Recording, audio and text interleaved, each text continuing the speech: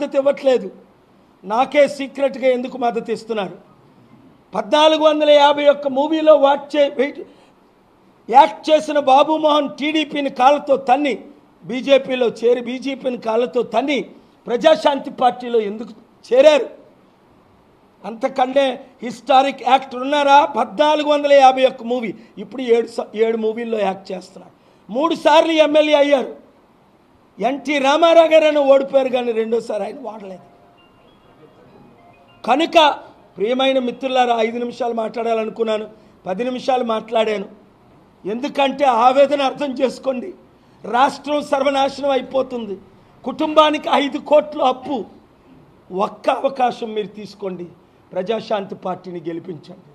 YCP వాళ్ళు టీడీపీలో చేరకండి, TDP వాళ్ళు బీజేపీలో చేరకండి. మీకు ఈడీ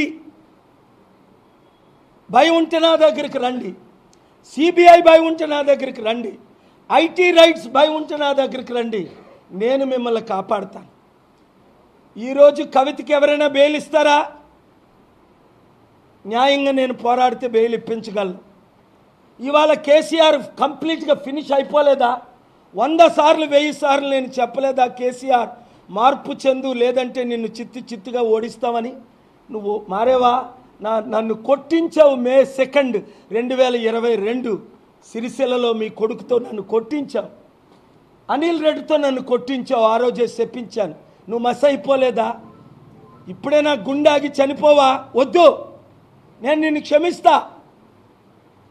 నువ్వు బాబుమోహన్కి వరంగల్లో మద్దతు, నేను నిన్ను 12 సీట్లు మినిమం గెలిపిస్తాను.